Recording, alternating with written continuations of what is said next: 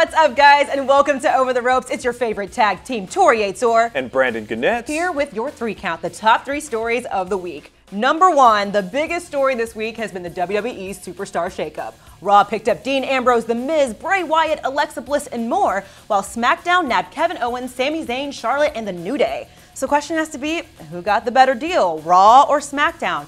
I'm going to say SmackDown. I think they got the best workers. They only have 2 hours to spend, and I think they've kind of become the wrestling show. So I'm excited to see what they do. God, that's a great point. I mean, it's totally wrong, 100%, but it's a great point. See, Raw is clearly the better show now. It's been like a year where they haven't been, but now they have Dean Ambrose, Seth Rollins, Roman Reigns, all on the same show. We got a possibility of a Shield reunion coming. Okay, I am a Shield fangirl. Yes, you are. You know that. So I'm pumped for that. And we still have Brock Lesnar. And, remember that Braun Strowman guy? Oh, yeah. Speaking of Braun Strowman, number 2, Braun Strowman picked one specific superstar to shake up this week when he viciously attacked Roman Reigns during a backstage interview, and then picked up and threw the ambulance that Roman was riding to the hospital in. Was this the most amazing or ridiculous thing you've ever seen?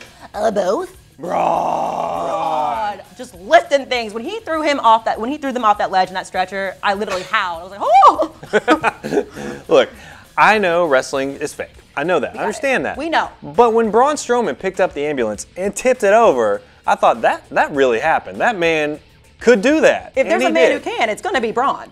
It was the greatest thing I've ever seen. It's everything I love about professional wrestling. And I'm sorry, Roman Reigns. Because he's probably dead. You're probably dead, but thank you for your service. That was a great entertaining spot. Speaking of service, number 3, lost in all the hype of The Undertaker's retirement was the fact that his brother was nowhere to be seen. This week we found out why when Kane, aka Glenn Jacobs, announced that he will be running for mayor of Knox County, Tennessee in 2018. Would you vote for Kane? Oh, hell yeah.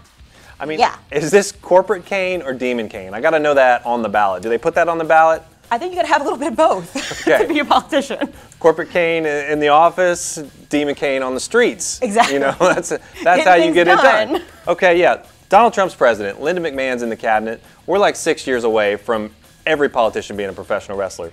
Sure. It's happening. You got my vote, Kane. The Rock and Oprah 2020. Don't say I didn't warn you. Fine. I'm your campaign manager now. Now it's time to take your questions. We gathered 3 very important questions from our Facebook page. Melissa Maximoff, the coolest name ever. Do you think Finn Balor and the Club versus the Shield will happen now that they are on the same roster? If so, what pay-per-view would you like to see it be featured? Every pay-per-view. Every single one. Because that's my dream. I love that idea.